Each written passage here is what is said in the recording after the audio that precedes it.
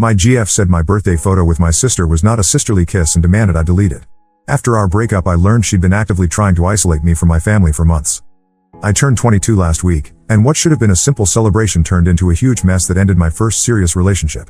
I still can't believe how things escalated so quickly over something that seemed so innocent at the time. My girlfriend, Megan, 21F, was traveling in Europe when my birthday came around. We had been dating for almost 2 years, and this was the first time she'd missed my birthday. I wasn't too bothered by it since her trip had been planned months in advance with her college friends.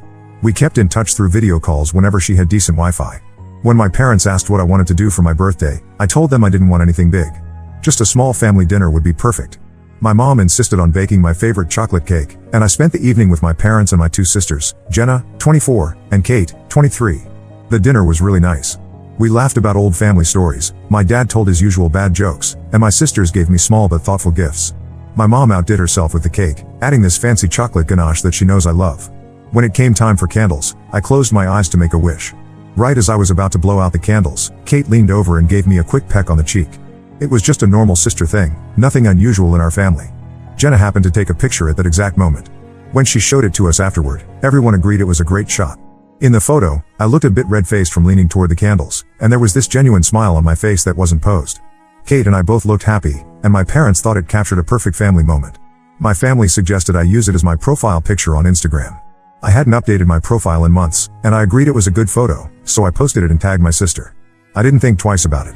The next day, I had a video call with Megan. At first, everything seemed normal. I told her about my low-key birthday, and she showed me some pictures from her trip to Barcelona. Then she mentioned my new profile picture. Her tone changed completely. Megan told me she felt uncomfortable with the picture. When I asked why, she said she didn't like seeing another girl kissing me in my profile picture. I laughed it off and reminded her it was just my sister. She wasn't amused and said that was beside the point. People who didn't know my family might think it was another girlfriend or something. I told her that was ridiculous. Kate was tagged in the photo, we share the same last name, and we actually look alike enough that people can tell we're related. Besides, who cares what random people on the internet might think? Megan insisted it made her uncomfortable regardless of my explanation.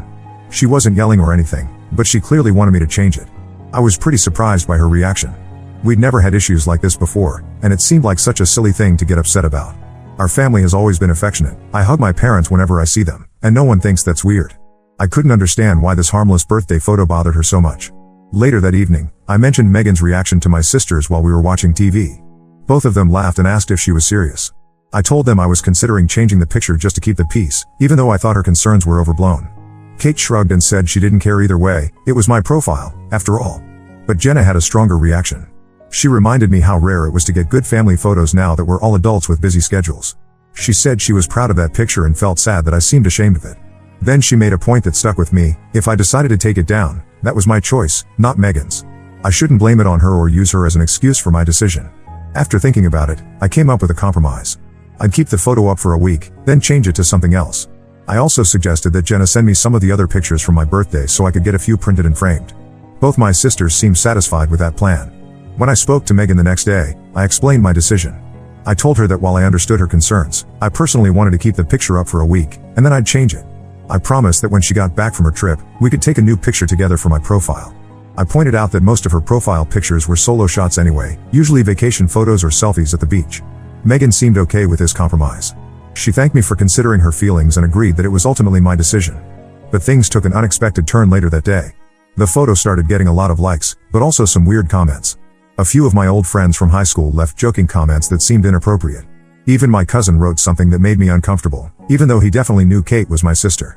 I didn't quite understand where all this was coming from. That evening, Megan called me again. She had changed her mind and wanted me to take the picture down immediately. When I asked what prompted this change, she said she just wasn't comfortable with it and didn't think it was an appropriate sisterly kiss. I still had no idea what she was talking about. It was a completely normal cheek kiss that happened to be caught on camera. Despite my confusion, I agreed to take the photo down. But the whole situation had started to annoy me. I not only deleted the picture from Instagram but also removed several other photos. The next day, I decided to take a break from social media altogether and deactivated my account. I'd never been a huge fan of Instagram anyway. I mostly had it to keep up with friends and Megan. It always felt like a distraction, with endless notifications and people tagging me in things I didn't care about. When Megan noticed my account was gone, she called me right away. She said deleting my account was an overreaction and unnecessary. Her main concern seemed to be how we would share photos now. I pointed out that we could still text or use our video calls, but she insisted Instagram was more convenient for sharing pictures. After some back and forth, I suggested that she could just give me her Instagram password so I could log in and see her photos when I wanted to. I was surprised when she immediately agreed. She even suggested we could make it a joint account with both our names. I said that wasn't necessary, I just wanted access to see her pictures, and she could post whatever she wanted. She agreed but asked me not to read her private messages, which I promised not to do. I logged in once just to make sure the password worked, then logged out. I noticed she had changed her profile picture to one of us together from a few months back. A few days later, Megan returned from her trip. I went to pick her up from the airport, and Jenna came along to help with navigation and luggage. Before her flight landed, Megan had sent excited messages saying she couldn't wait to see me. But when she walked out of the terminal and saw both of us waiting, her expression changed. She greeted me with a hug but barely acknowledged Jenna with a cold "Oh, you're here." The car ride home was awkward. Megan sat in the front with me, and Jenna was in the back. Megan barely spoke, just looking out the window or checking her phone. Later that night, she admitted she wished I hadn't brought my sister along. A week later, my aunt's birthday was coming up, and I invited Megan to join our family celebration. When I mentioned this to my parents, they said they wanted to keep it family only. I didn't push back and told Megan she couldn't come. She was clearly disappointed about being excluded. I started to notice a pattern of tension between Megan and my sisters. Hoping to improve things, I convinced Jenna and Kate to take Megan shopping without me. They agreed, and when they all came back, they seemed to have had a good time. Everyone was smiling and talking about the stores they'd visited. I thought maybe things were getting better. I was wrong.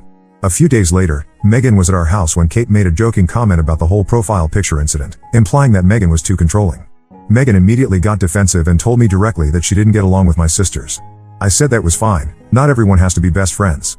But then she dropped a bombshell: she wouldn't visit my house anymore unless my sisters weren't there. This created a practical problem since I still lived at home while finishing college.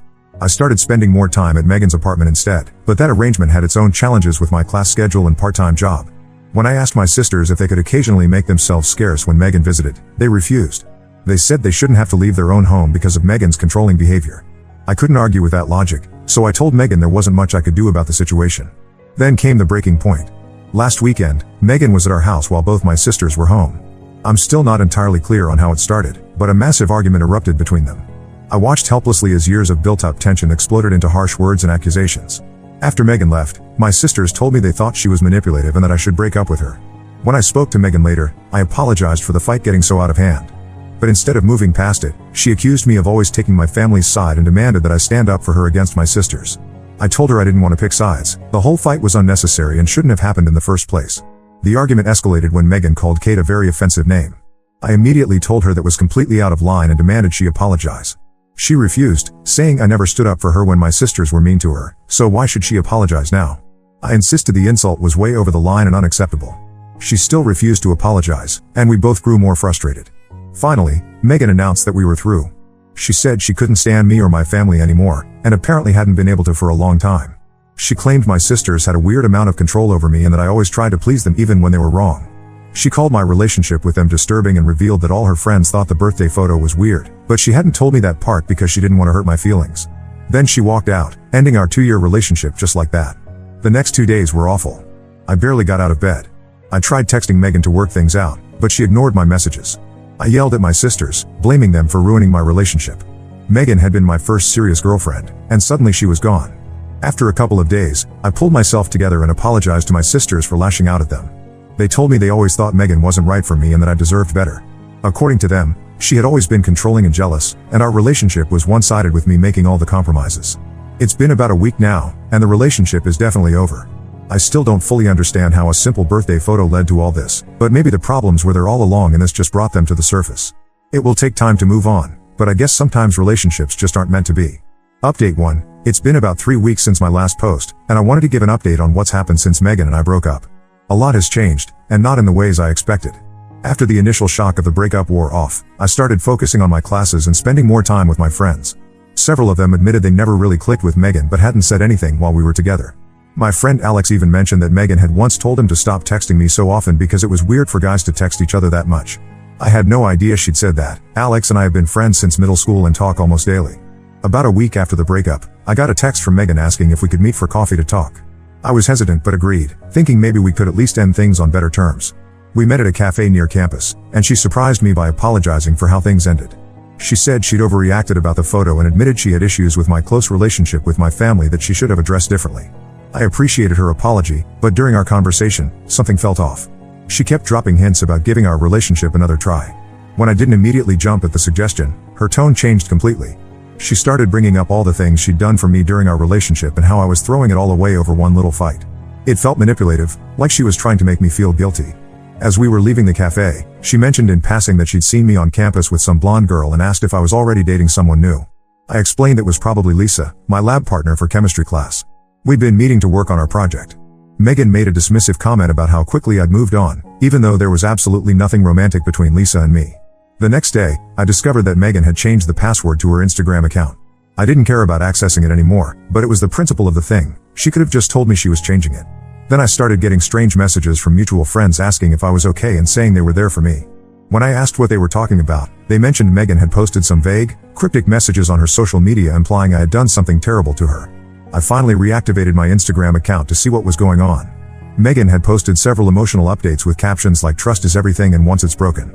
And sometimes the people you care about the most are the ones who hurt you the worst. She hadn't named me directly, but all our mutual friends knew we'd broken up, so it was pretty obvious who she was talking about. What really stunned me, though, was discovering she'd gone through and untagged herself from all our photos together except the ones where she looked particularly good. She'd also blocked both my sisters and several of my close friends. I decided to text her and ask her directly what she was doing. She responded that she was just processing her emotions and that I had no right to dictate how she handled the breakup. When I pointed out that her posts were deliberately misleading people about what happened between us, she accused me of still trying to control her even after the relationship was over. Meanwhile, things at home were getting tense in a different way. My sisters were trying to set me up with various friends of theirs.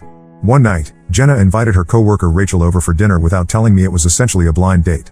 Kate did something similar the following weekend with her friend Olivia. While both women were perfectly nice, I was nowhere near ready to start dating again, and I felt ambushed. When I confronted my sisters about it, they claimed they were just trying to help me move on. Kate mentioned she'd always thought Megan was wrong for me, and now she felt vindicated. Jenna went even further, showing me screenshots of conversations where Megan had apparently trash-talked our family to mutual friends months before the birthday photo incident. I had no idea if these screenshots were real or taken out of context, but it made me question how much I really knew about what was going on during my relationship. The situation got even more complicated when I ran into Megan's roommate Ashley at the campus bookstore. Ashley had always been friendly to me, and we chatted briefly about how we were both doing. She hesitated for a moment, then told me something that caught me completely off guard. Apparently, while Megan was on her Europe trip, she'd been constantly posting pictures with some guy named Stefan who was part of their travel group. Ashley said the photos looked pretty cozy, lots of arms around shoulders and cheek kisses, but they all disappeared from her Instagram right before she returned home. I didn't know what to make of this information. Was Ashley just trying to make me feel better about the breakup by implying Megan might have been interested in someone else? Or was there something more to it? I didn't want to jump to conclusions or get pulled into post-breakup drama. Then last weekend, things reached a new level of awkward. I was at a party at Alex's house when Megan showed up unexpectedly with a group of people I didn't recognize. She acted surprised to see me there, even though Alex had been my friend long before she and I started dating. She spent the entire evening making a show of having an amazing time, laughing loudly and constantly glancing over to see if I was watching her. When she noticed I was talking to a girl from my statistics class, she suddenly appeared beside us, putting her hand on my arm and asking if we could talk privately for a minute. I reluctantly stepped aside with her, and she immediately started crying, saying she missed me and had made a huge mistake breaking up. The dramatic shift from her behavior all evening was jarring. When I didn't immediately respond the way she wanted, she walked away and announced loudly to her friends that they should leave because the party was lame anyway. After the party, Alex told me that Megan had texted him earlier that day specifically asking if I would be there. So much for her coincidental appearance. I'm starting to see patterns in Megan's behavior that I missed while we were dating. The way she isolated me from friends, her jealousy of my family relationships, the hot and cold treatment depending on whether she was getting her way. Several friends have shared similar observations now that we're no longer together. As for my sisters, I've had to set some boundaries there too. I appreciate that they care about me, but their "I told you so" attitude and attempts to control my love life are too much. I told them clearly that while I value their opinions, I need to handle my relationships my own way and in my own time. For now, I'm focusing on school and trying to maintain some distance from both Megan and the post-breakup drama. I've muted her on social media rather than blocking her, simply because I don't want to create more conflict. I've also asked mutual friends not to update me on what she's posting or saying unless it directly involves me in a way I need to address. This breakup has been a bigger mess than I ever anticipated, but at least I'm learning some valuable lessons about relationships, boundaries, and paying attention to warning signs. I'll update again if anything significant changes. Update 2. It's been about 2 months since my initial post, and a lot has happened that I think warrants an update. What started as a simple disagreement over a birthday photo has revealed itself to be just the tip of a very large iceberg. After my last update, I tried to focus on moving forward. I threw myself into my studies, reconnected with friends I hadn't seen much while dating Megan, and even started going to the gym regularly with my roommate. For the most part, Megan and I managed to avoid each other on campus, though I occasionally heard through mutual friends that she was still making vague posts about betrayal and heartbreak. Everything changed 3 weeks ago when I ran into David, one of the guys who had been on the Europe trip with Megan. We had met a few times when he and Megan had some classes together last year. He asked how I was doing with everything, and I gave a vague answer about moving on. He looked confused and asked if Megan and I had worked things out. When I clarified that we were still broken up, he seemed genuinely surprised. According to David, Megan had told everyone on the trip that she and I had broken up before she left. She claimed I had been too controlling and that she needed space to find herself. This was completely false. We were very much together when she left, and we had video called almost every day during her trip. But the revelations didn't stop there.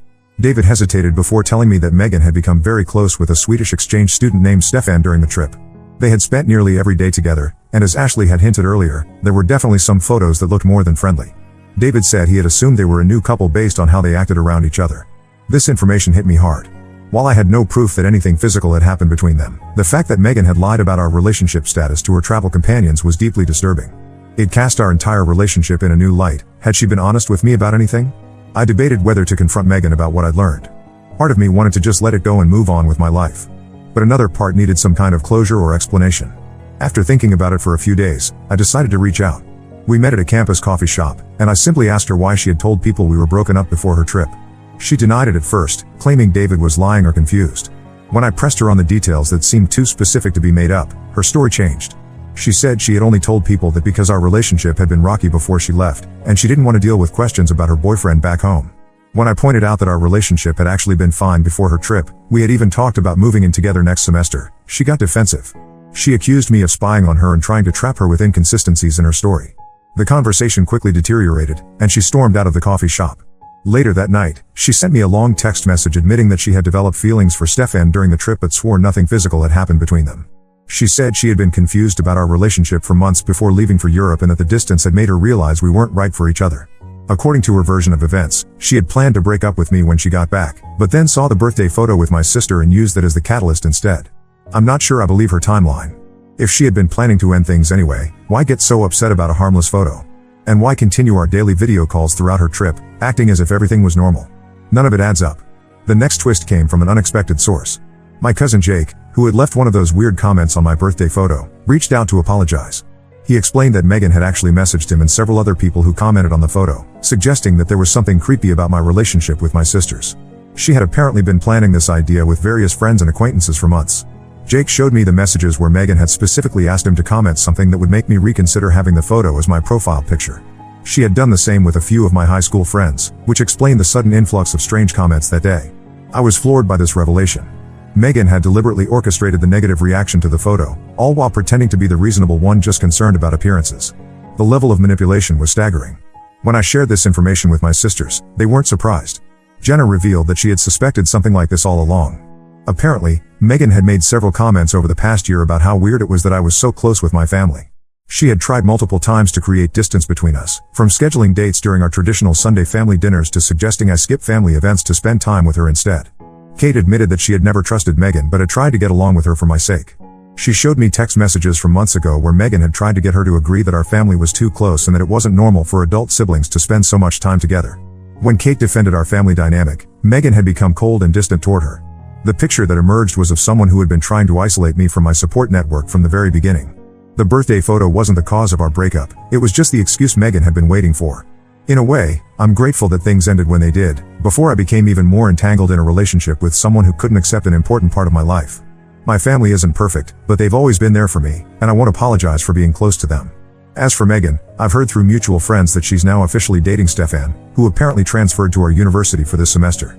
I wish them well and hope she's found what she's looking for.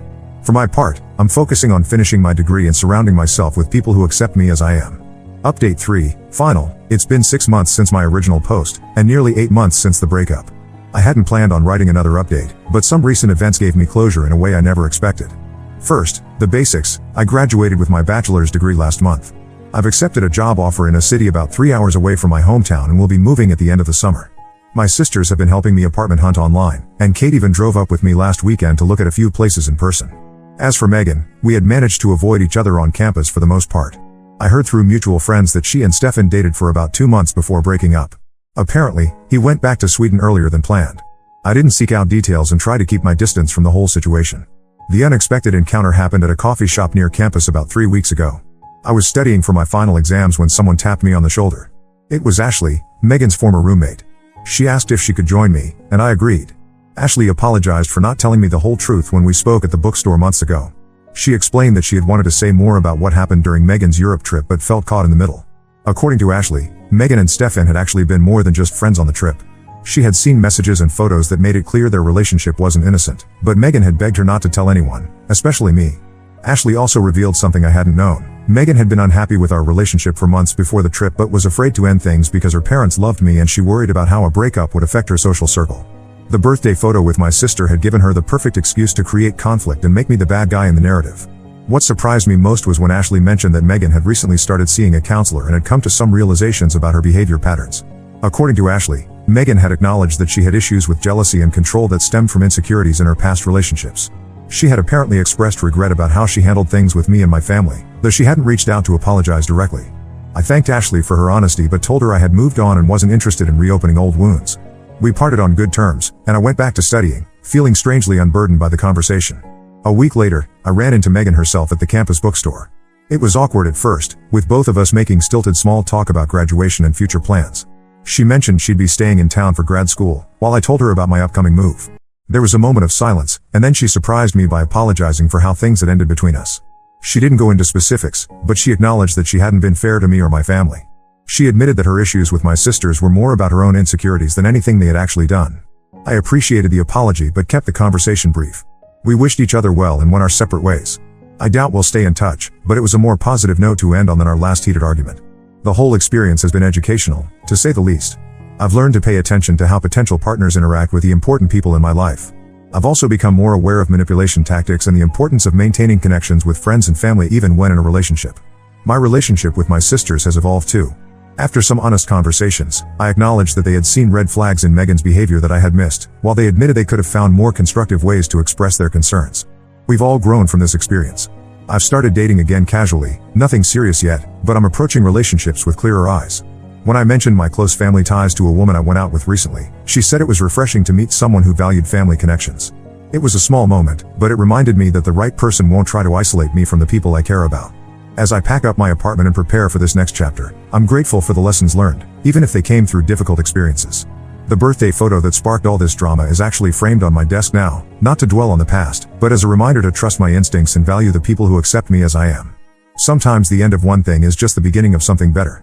Now let's move to the next story. Story 2. My wife wanted me to sleep with her best friend to spice up our married life. When I lied to her about it, things took a wild turn. I, 33M, never thought I'd be posting here, but I'm at my wit's end and could use some advice. My wife Barbara, 31F, and I've been married for 8 years now. We met during our sophomore year in college when we were both part of the same study group for an economics class. I remember being struck by her confidence and the way she could explain complex concepts so easily. She was this vibrant, outgoing girl who could light up any room she walked into. I was more of the quiet, reserved type, always more comfortable with my nose in a book than at a party. Somehow, we balanced each other out perfectly. She brought me out of my shell, encouraging me to try new things and meet new people. I helped ground her, providing a calm presence when her whirlwind energy became too much. We started dating after a group project forced us to spend more time together, and I found myself falling for her quick wit and infectious laugh. Our relationship was great for the first few years. We traveled whenever we could, saving up our entry-level salaries for weekend trips and the occasional international adventure. I'll never forget our backpacking trip through Europe after graduation. We got lost in the winding streets of Venice, shared our first apartment-style Airbnb in Paris, and had our first major fight, and subsequent makeup, on a rainy day in London. Those experiences shaped us as a couple, teaching us how to navigate challenges together. We got married in a small ceremony surrounded by close friends and family. Her best friend Hazel was her maid of honor, and Hazel's husband Eric was one of my groomsmen. The wedding was simple but beautiful, held in Barbara's parents' backyard. I can still picture Barbara walking down the aisle, her eyes shining with happiness and promise. Hazel and Barbara have been friends since high school. They met in freshman year when they were both trying out for the cheerleading squad. Neither of them made it, but they bonded over their shared disappointment and have been inseparable ever since. They're always going on girls' trips and having weekly wine nights. I never had any issues with their friendship. In fact, I was glad Barbara had such a close friend. Eric and I got along well too, though we weren't as close as our wives. He's a successful businessman, always talking about his latest deals and investments. I work in IT, and while I enjoy my job, it doesn't make for exciting dinner conversation. Still, we'd often get together for double dates or weekend barbecues. Things started to change about 2 years ago. Barbara began complaining that our sex life had become routine and boring. At first, I thought it was just a phase. We'd been together for 6 years at that point, and I figured it was natural for things to slow down a bit. But her dissatisfaction seemed to grow. I tried to spice things up, date nights, weekend getaways, new things in the bedroom, but nothing seemed to satisfy her.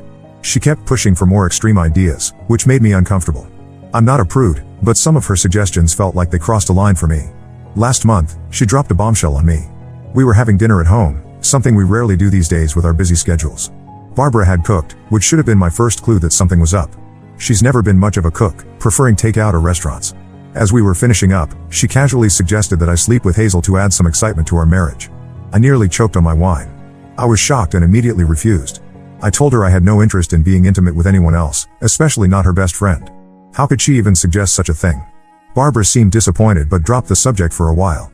However, over the past few weeks, she's been bringing it up more and more frequently. She keeps saying things like Hazel thinks you're attractive and it would just be physical, no emotions involved. I've continued to refuse, but her persistence is wearing me down. Yesterday, things came to a head. Barbara cornered me after dinner and started pressuring me again about sleeping with Hazel. She wouldn't take no for an answer, and I felt backed into a corner. In a moment of frustration, I blurted out that I had already done it. I don't know why I said it, maybe to shock her, maybe to get her to stop asking. Either way, it was a lie. Barbara's reaction wasn't what I expected. Instead of being upset or jealous, she seemed relieved. She started asking for details, which I awkwardly fumbled through. I felt terrible lying, but I didn't know how to backtrack. Now I'm in a mess of my own making. Barbara thinks I've slept with her best friend, and I have no idea how to handle this situation. Should I come clean about the lie? Should I tell Hazel what's going on? I'm worried that if I tell the truth, Barbara will just start pressuring me again. I never thought our marriage would come to this. We used to be so happy together. I remember our honeymoon in Hawaii, how we spent hours just talking on the beach, planning our future. We wanted kids, a house with a big backyard, family game nights. Now it feels like we're strangers living in the same house. I've tried talking to Barbara about our issues, but she always deflects or changes the subject. It's like she's a completely different person from the woman I married. I miss the way things used to be, but I don't know if we can ever get back to that. Looking back, I wonder if I missed some signs. Barbara started staying out later about a year ago, claiming she was networking for her job in marketing. She also began paying more attention to her appearance, buying new clothes and spending more time at the gym. At the time, I was proud of her for focusing on her career and health. Now, I can't help but wonder if there was another reason. There was also an incident about 6 months ago that I had almost forgotten about. We were at a dinner party with Hazel and Eric, and I overheard Barbara and Eric having what seemed like an intense conversation in the kitchen. When I walked in, they quickly separated and Barbara looked flustered. She brushed it off as nothing when I asked about it later, but now I'm second-guessing everything. I'm lost and confused. I love my wife, but I don't understand why she's so set on this idea. Is there something wrong with our marriage that I'm not seeing? Am I being unreasonable for not wanting to sleep with her friend? Any advice would be appreciated. I keep thinking about the early days of our relationship, how we used to stay up all night talking about our dreams and fears. Barbara wanted to start her own marketing firm someday. I wanted to develop innovative software that could help people. We talked about traveling the world together, maybe even living abroad for a while. Now, it feels like we can barely have a conversation that doesn't end in an argument or uncomfortable silence. Part of me wonders if this is just what happens in long-term relationships. Do all couples go through phases like this? Or is there something fundamentally broken in our marriage? I love Barbara, or at least, I love the person she used to be. But I don't know how to reach that person anymore. I'm worried about what this situation might do to our friend group as well. Hazel and Eric have been our closest friends for years. We've celebrated holidays together, been there for each other through job losses and family deaths. If this blows up, it's not just my marriage at stake, but those friendships too. I don't know what to do next. Should I confront Barbara about her strange behavior? Should I talk to Hazel about what's been going on? Or should I just pretend everything is fine and hope this all blows over? Any advice would be greatly appreciated. I feel like I'm drowning here, and I don't know how to save my marriage or myself. Update 1: It's been a week since my last post, and things have taken an unexpected turn. I want to thank everyone who commented and offered advice. Your support has been invaluable during this difficult time. After reading your comments, I realized I needed to have an honest conversation with Hazel. I couldn't keep living with this lie, and I needed to know if she was aware of what Barbara had been suggesting. I met Hazel for coffee at the little cafe where we used to have double dates when we were first married. As I waited for her, I couldn't help but remember happier times, the four of us laughing over shared desserts, planning group vacations, celebrating promotions and birthdays. It felt like a lifetime ago. As soon as Hazel sat down, I could tell something was off. She looked nervous and couldn't meet my eyes. Before I could even bring up the situation with Barbara, Hazel blurted out, "I need to tell you something." What she told me next left me reeling. Apparently, Barbara and Eric, Hazel's husband, have been having an affair for the past 3 years. Hazel found out about 6 months ago but had been trying to work things out with Eric. She said she'd been suspicious for a while, late night work meetings, secretive phone calls, unexplained expenses, but hadn't wanted to believe it. I felt like the ground had dropped out from under me. 3 years. Half of our marriage. All those times Barbara was out with the girls or working late, she was with Eric. The vacations she took alone because I couldn't get time off work. The weekends she spent helping her mom. It all started to make sense.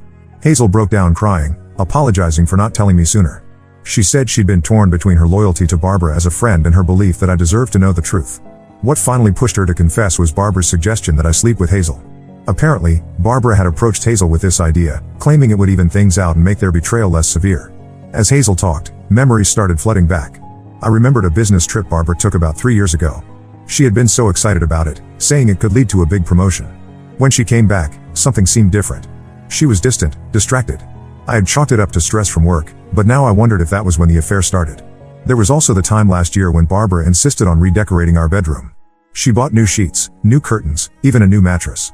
At the time, I thought she was just going through a nesting phase. Now, I felt sick thinking about the real reason she might have wanted to change everything.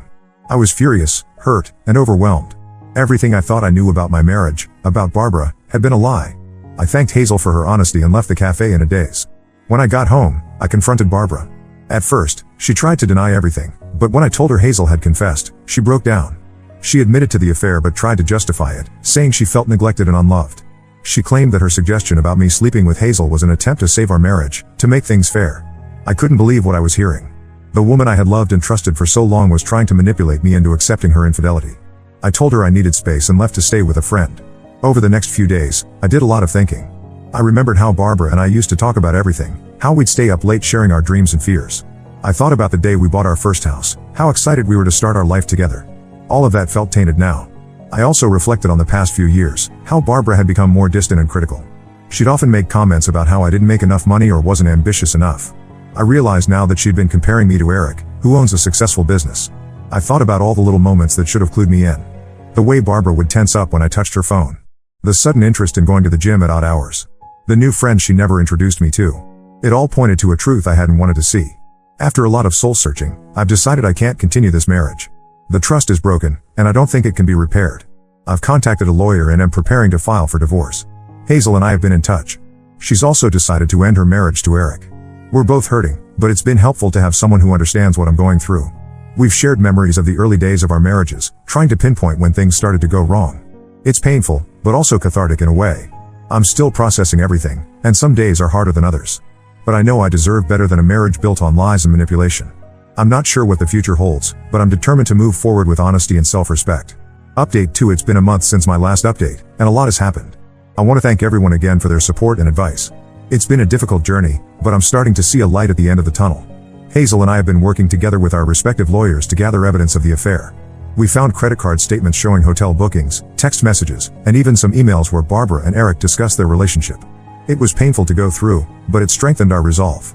One particularly difficult discovery was a series of photos from a trip Barbara had told me was a girls' weekend with Hazel. The pictures showed her and Eric at a beach resort, looking very much like a couple in love. Seeing those images brought back all the hurt and anger I thought I was starting to move past. We both filed for divorce on the same day. Barbara and Eric were blindsided. They didn't expect us to find out about their affair, let alone take such decisive action. Barbara tried to convince me to reconsider, promising to end things with Eric and go to couples therapy. But I stood firm. The trust was broken, and I knew I couldn't live with the constant doubt and suspicion. The divorce proceedings have been messy. Barbara is contesting the division of assets, claiming she's entitled to more because of her emotional suffering. It's ironic, considering she's the one who caused all this pain. My lawyer assures me we have a strong case, especially with the evidence of her infidelity. Hazel and I have been supporting each other through this process. We meet regularly to discuss our cases and just to talk. It's been helpful to have someone who truly understands what I'm going through. We're both dealing with a lot of anger and hurt, but we're also finding strength we didn't know we had. Last week, we had to go through our old photo albums to find documentation for the divorce proceedings. It was a bittersweet experience, seeing all those happy memories now tainted by what we know. There was a photo from our first Valentine's Day as a married couple, where Barbara had surprised me with a homemade dinner. Another showed the four of us at a New Year's Eve party, our arms around each other, faces full of laughter. It's hard to reconcile those images with the reality of our situation now. I've moved out of our house and into a small apartment. It's been an adjustment, but it feels good to have my own space. I'm rediscovering hobbies I'd let slide during my marriage, playing guitar, hiking, even trying my hand at cooking. It's like I'm getting to know myself again. Work has been a welcome distraction. I threw myself into a big project, and my boss has been understanding about the occasional need to take time off for legal meetings. My coworkers have been supportive too, once I explained the situation. As for Barbara and Eric, last I heard, they're still together. Part of me wonders if their relationship will last now that it's out in the open, but honestly, I try not to think about it too much. They made their choices, and now we're all living with the consequences. I'm not going to pretend it's been easy. There are still days when I wake up and for a split second, forget everything that's happened. But then reality sets in, and I have to face the day. But each day gets a little easier, and I'm starting to look forward to the future again. One unexpected outcome of all this has been reconnecting with old friends. People I had lost touch with over the years have reached out after hearing about the divorce. Last weekend, I went fishing with my college roommate for the first time in years. It felt good to remember who I was before all of this happened. For now, I'm focusing on healing and moving forward. I'm not ready to think about dating or new relationships yet. I need time to process everything and learn to trust again. But I'm hopeful that someday, I'll find someone who values honesty and commitment as much as I do. I've also started journaling, trying to make sense of everything that's happened. It's helping me process my emotions and see patterns in my relationship that I might have missed before. It's not always easy to confront these truths, but I believe it's necessary for my healing.